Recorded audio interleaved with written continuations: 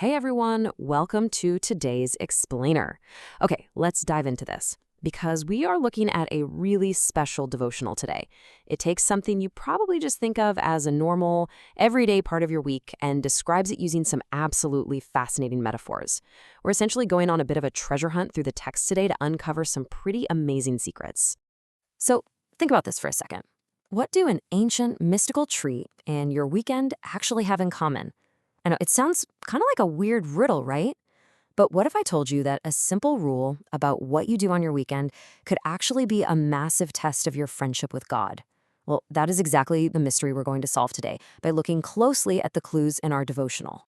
All right, let's start with clue number 1. God's special sign. We find our foundational clue right here in Ezekiel chapter 20, verses 19 and 20.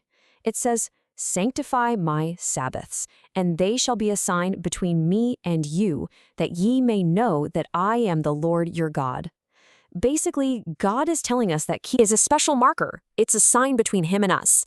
You know, it's kind of like wearing your favorite team's jersey. When you put it on, everyone knows exactly which team you play for, and you know exactly who your coach is. Now, what's really interesting about this concept is how it totally changes the way we might normally view the Sabbath.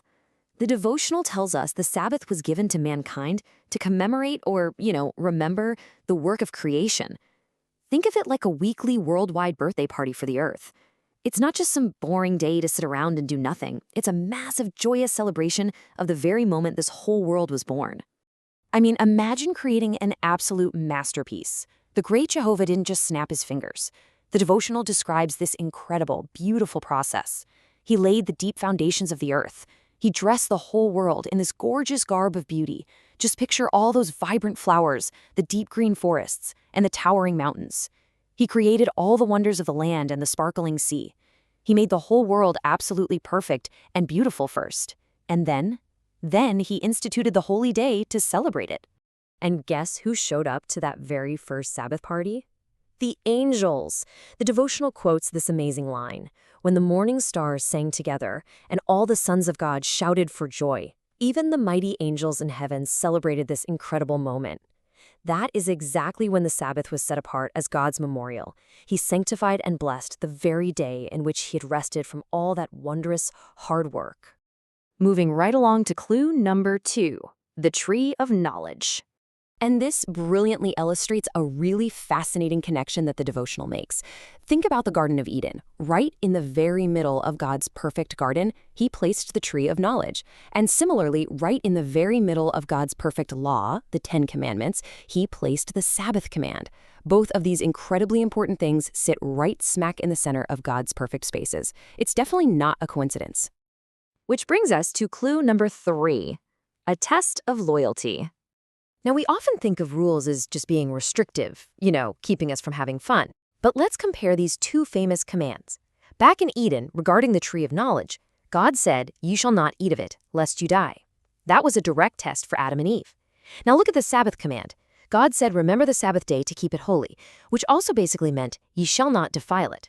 So just like that tree was a test of Adam's obedience in the garden, the fourth commandment is the test God gives to prove the loyalty of all His people today.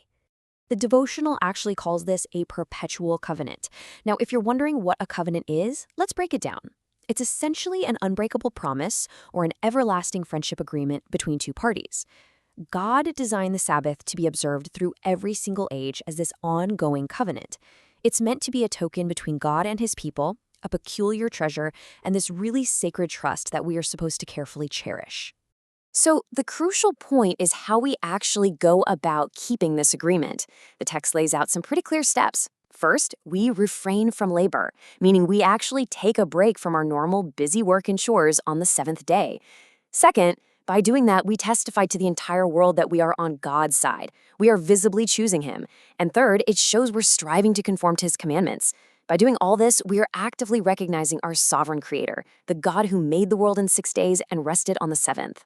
And sticking to this friendship agreement comes with some seriously amazing rewards.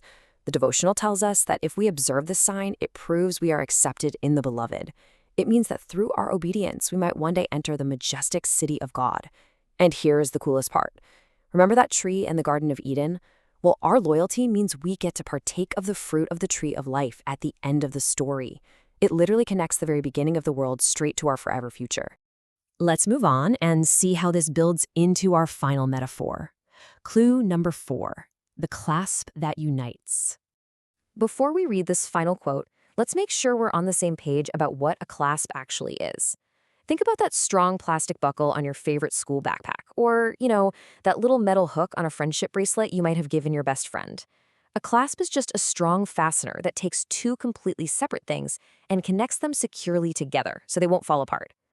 And that brings us to this incredibly beautiful sentence from the text. The Sabbath is the clasp which unites God and his people. Isn't that just a wonderful thought? This special day isn't just a boring list of rules. It is the very buckle, the very friendship bracelet hook that fastens us securely to our Creator. It's a peculiar treasure and a special trust to be carefully cherished, specifically because it holds our bond with God tightly together. So, I'm going to leave you with a big question to chew on. When the week is finally ending and you put away your school books and your homework on Friday afternoon, whose side are you showing the world you are on? Next time you experience the Sabbath, remember, it is way more than just a day off. It's an active choice of loyalty, a joyful memorial of a beautiful creation, and a permanent, unbreakable clasp connecting you directly to God. Keep searching for those clues, and I'll see you in the next explainer.